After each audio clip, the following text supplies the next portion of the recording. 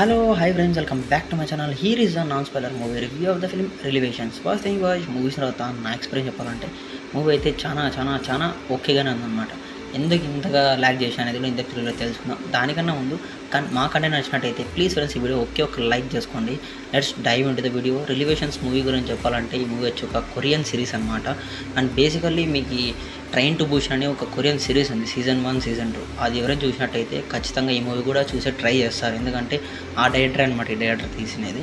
కానీ రిలివేషన్స్ మూవీ పరిస్థితి గురించి చెప్పాలంటే మూవీ అయితే చాలా ఫ్లాట్గానే ఉంటుంది భయ్య. బేసికలీ ప్లాట్ లైన్ ఏమంటే చర్చిలో ప్రేయర్ చేసే మన ఒక ఫాదర్ కూడా అండ్ అలాగే ఒక ఇన్వెస్టిగేటర్ ఉంటాడు. వాళ్ళిద్దరి మధ్యలో వచ్చి ఒక స్టోరీ వస్తుంది, అంటే ఒక కేసు వస్తుంది. ఆ కేసుని వీళ్ళిద్దరూ ఎలా లింక్ చేసుకొని కేసు సాల్వ్ చేశారనేది మెయిన్ ప్లాట్ అనమాట.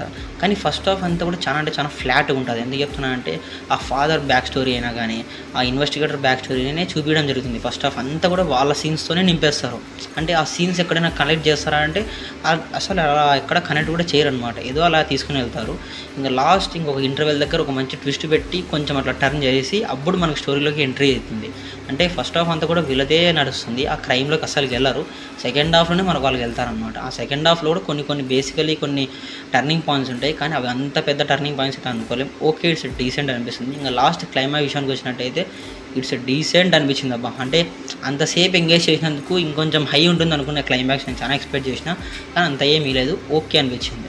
ఇంకా ఇది ఫ్రెండ్స్ పరిస్థితి. ఇంకా కమింగ్ డైరెక్టర్ పర్ఫార్మెన్సెస్ నాకైతే అందరూ పేర్లు అయితే నాకు అడగద్దండి అబ్బా. నువ్వు అందరూ కూడా ఓకే ఇట్స్ డీసెంట్ బాగా చేశారనిపించింది. ఇంకా ఏదైనా ప్లస్ పాయింట్ ఏదైనా ఉందంటే ప్రొడక్షన్ వాల్యూస్ అయినా కానీ బ్యాక్గ్రౌండ్ స్కోర్ అయినా కానీ చాలా హైలో ఉన్నాయి. అవి రెండు అయితే ఎక్కడ కూడా మనం డిసప్పాయింట్ చేయలేదు. ఏమంటే తెలుగు ఆడియో అనేది ఇంకొంచెం బాగా పెట్టింటే బాగుండేదేమో అనిపించింది నాకు. అండ్ ఈ మూవీ వచ్చి మీకు నెట్ఫ్లిక్స్లో అవైలబుల్ ఉంది ఫ్రెండ్స్. ఎవరైనా చూసినట్టయితే ఖచ్చితంగా వాచ్ చేయండి. ఇంకా మళ్ళీ కొత్త రివ్యూతో మళ్ళీ మీ అందరికి వస్తాను. అంతవరకు బై ఫ్రెండ్స్.